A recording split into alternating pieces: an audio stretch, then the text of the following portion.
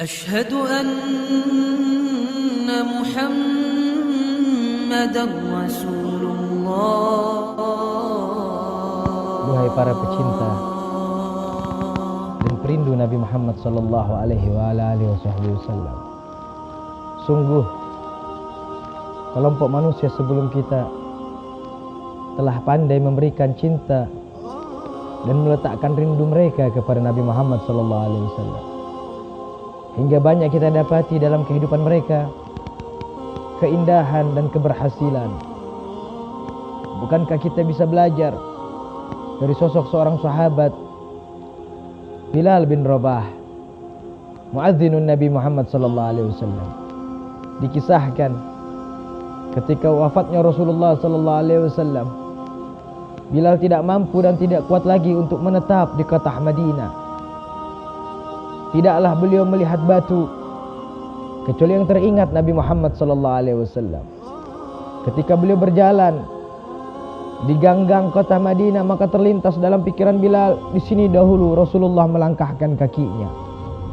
Ketika beliau melihat pepohonan yang berada di kota Madinah, terlintas dalam pikiran Bilal, disinilah dulu Rasulullah meneduh.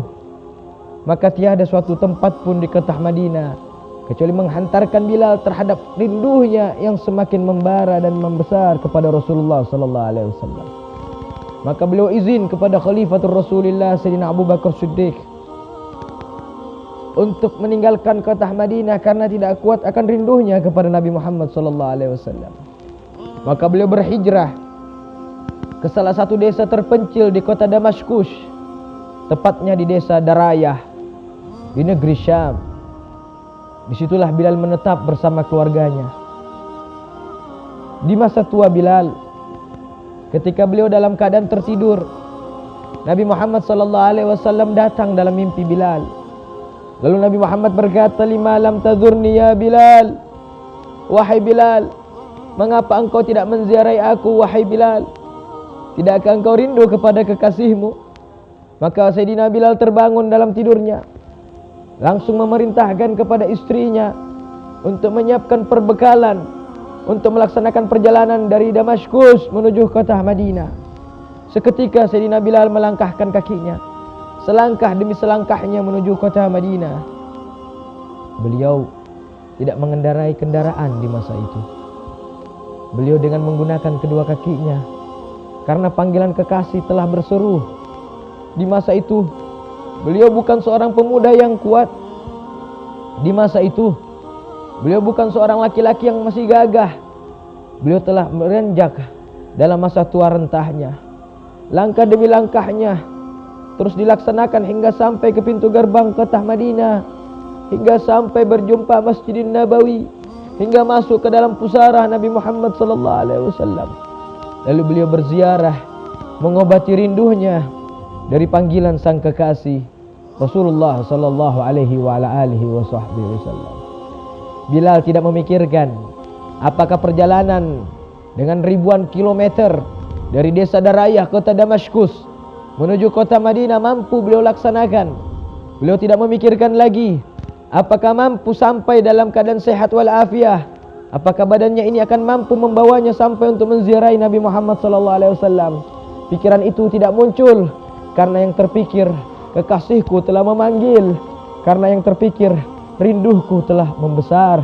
Tiada lain yang aku pikirkan melainkan hanyalah untuk mengobati rasa rinduku kepada Nabi Muhammad sallallahu alaihi wasallam. Begitu keadaan mereka yang sukses daripada kaum sebelum kita, rindunya yang luar biasa kepada Rasulullah sallallahu alaihi wasallam.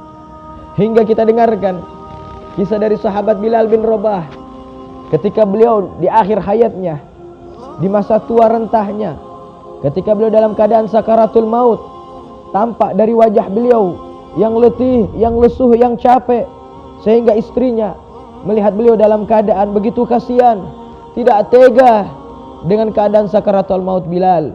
Maka sang istri berucap, "Wa karaba, wa karaba." Alangkah kasihannya suamiku Bilal, alangkah sedihnya aku melihat suamiku Bilal. Sang suami yang dalam keadaan sakaratul maut mendengarkan ucapan istri semacam itu, beliau membuka matanya lalu menoleh kepada istrinya seraya berkata, "La ya zaujati, bal guli wa taraba gadan liqa ahibbah Muhammadan wa hizbah."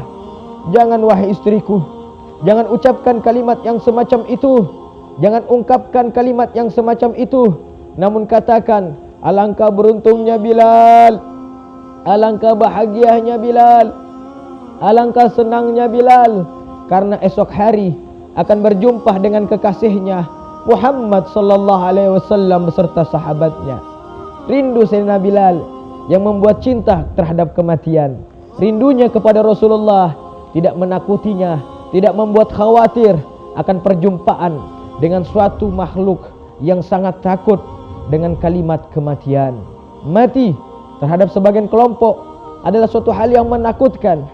Mati terhadap sebagian manusia suatu hal yang harus dikhawatirkan, namun tidak pada kehidupan Bilal, tidak pada diri Bilal, karena rindu yang membuat Bilal ingin berjumpa dengan kekasihnya, dan beliau tahu tiada perjumpaan dengan kekasih kecuali melewati pintu kematian. Maka pintu kematian yang paling disukai oleh Bilal bin Rabah radhiyallahu taala anhu wa ardhah.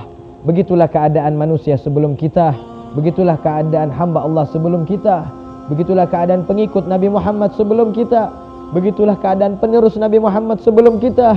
Rindu mereka yang besar kepada Nabi Muhammad membuat mereka merasakan kehidupan alam dunia ini sebagai kehidupan yang mudah untuk dijalani. Mudah-mudahan Allah Subhanahu wa taala memberikan cahaya dalam jiwa dan hati kita daripada sifat rindu kepada Nabi Muhammad sallallahu alaihi wasallam hingga membangkitkan semua langkah kita untuk berjumpa dengan Nabi Muhammad sallallahu alaihi wa ala alihi wa sahbihi wasallam.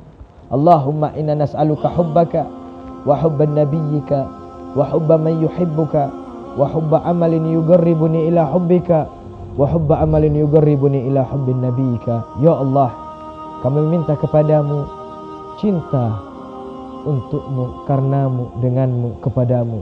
Dan kami minta kepadamu cinta kepada nabimu. Kami meminta kepadamu cinta kepada orang-orang yang mencintaimu dan mencintai nabimu. Kami minta kepadamu cinta, perbuatan yang mendekatkan kami terhadap cintamu. Dan kami minta kepadamu perbuatan yang mendekatkan kami terhadap cinta nabimu. Amin, amin, ya rabbal alamin. Walhamdulillahi rabbil alamin.